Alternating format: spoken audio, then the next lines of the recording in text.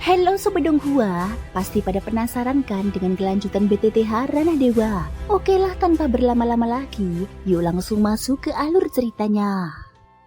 Di episode sebelumnya, Xiaoyan sepenuhnya mengendalikan situasi dengan taktik umpan dan pembantaian terukur, memaksa wilayah suci Dewa Buddha menyingkap wajah aslinya. Di balik kedok kesucian, wilayah itu ternyata berdiri di atas perbudakan, penyiksaan, dan pemerasan jiwa ras lain terutama ras iblis untuk menopang kekuatan para Buddha dan ras dewa. Kesadaran ini memupus sisa belas kasihan Xiaoyan. Baginya para Buddha bukan pelindung, melainkan penindas. Kini meski terperangkap oleh relik suci dan dikepung tanpa jalan kabur, konflik telah berubah menjadi konfrontasi terbuka antara kehendak Xiaoyan dan kekuasaan absolut ras dewa. Hahaha, kau sudah dikepung. Xiaoyan hanya tersenyum tipis. Sebuah suara tenang bergema di antara puluhan ribu sosok tersebut. Suara itu terdengar tenang, nyaris santai. Namun justru ketenangan itulah yang membuatnya terasa menusuk. Kata-kata itu bergema di langit luas, menembus barisan demi barisan makhluk yang memenuhi angkasa. Lebih dari 10.000 sosok berdiri rapat bagaikan dinding hidup. Langit seakan telah dikuasai sepenuhnya oleh klan dewa.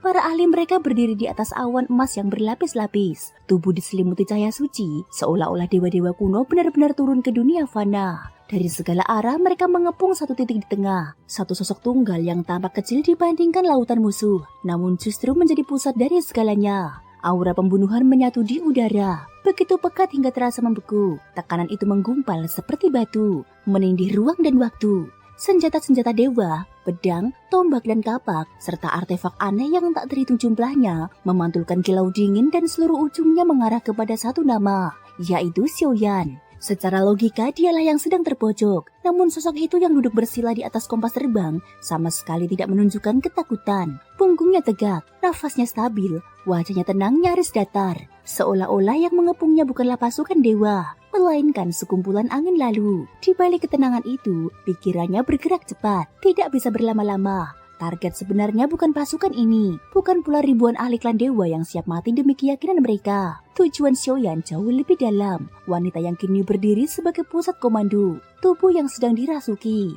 Miao Liankong, dari auranya saja sudah jelas, status wanita itu di wilayah suci Dewa Buddha sangat tinggi. Jika Xiaoyan berhasil merebut tubuh tersebut, menyusup ke jantung wilayah suci tanpa dicurigai, maka peluang mendapatkan lauroh jiwa 7 warna akan melonjak drastis. Sebuah langkah yang berbahaya, namun juga langkah yang paling efektif.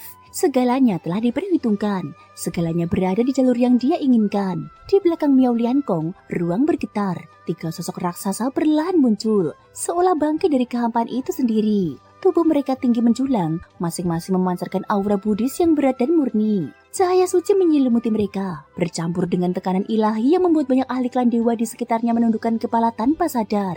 Tatapan ketiga Buddha itu menembus ruang kosong, langsung mengunci Xiaoyan. Tatapan yang dingin, tanpa emosi, tatapan para penghukum. Makhluk berdosa. Suara salah satu Buddha menggema, berat dan bergulung seperti lonceng raksasa yang dipukul dari langit. Wilayah Buddha telah menjadi jaring penangkapmu. Langit dan bumi telah tertutup bagimu. Kau tidak punya jalan untuk melarikan diri, namun kau masih berani membangkang. Kata-kata itu mengguncang kehambaan, menciptakan gelombang tekanan yang menyebar ke segala arah. Namun Xiaoyan hanya tersenyum. Senyum tipis itu dingin, nyaris kejam, dan di baliknya api peperangan menyala terang di matanya. Api yang tidak akan pernah padam hanya karena ancaman atau tekanan ilahi. Tak perlu debat, tak perlu jawaban panjang. Cepat, hancurkan semuanya. Bunuh. Perintah itu menggema. Dalam satu tarikan nafas, seluruh pasukan klan dewa meraung serempak. Cahaya keemasan membanjiri langit, berkumpul menjadi satu berkas raksasa yang menusuk kehampaan. Teknik demi teknik dilepaskan bersamaan, bertumpuk, berlapis, menciptakan hujan kehancuran yang tak menyisakan celah sedikit pun. Serangan itu turun seperti akhir dunia.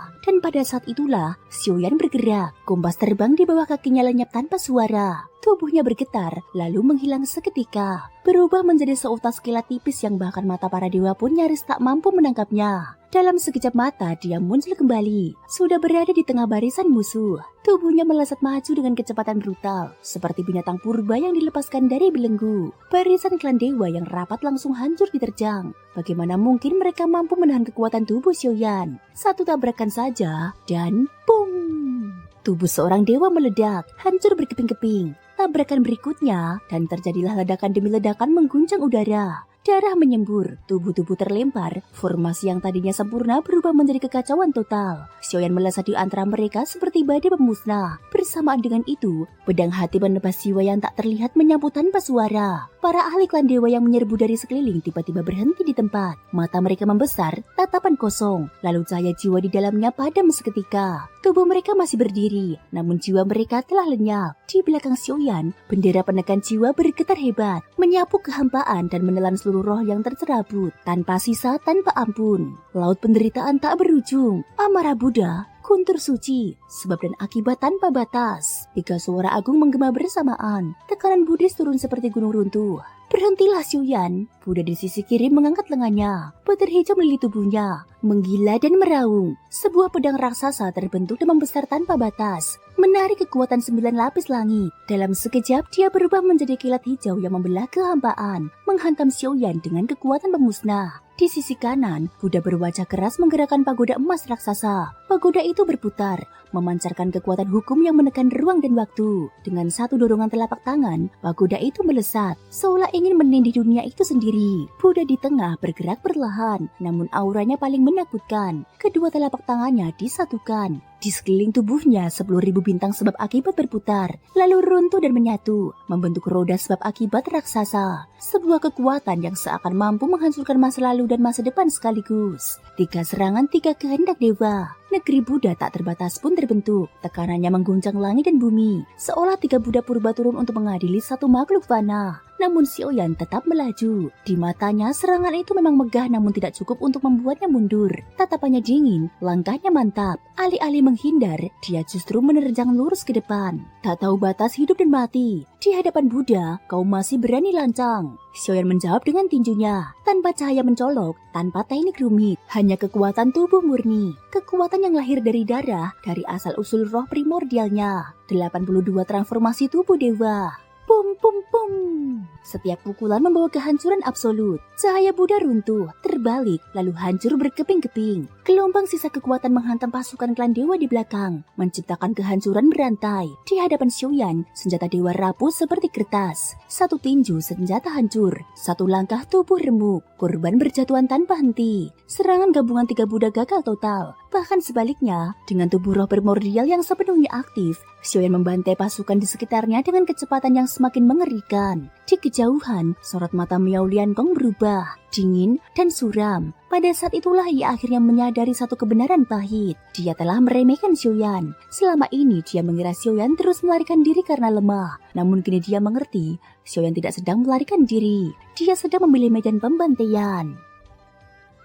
Thank you guys sudah mendengarkan ceritaku di episode kali ini sampai akhir. Ikutin terus kelanjutan episode berikutnya ya. Terima kasih buat kalian semua yang udah subscribe, like, dan komennya. Semoga hari kalian menyenangkan. Sampai jumpa dan bye-bye.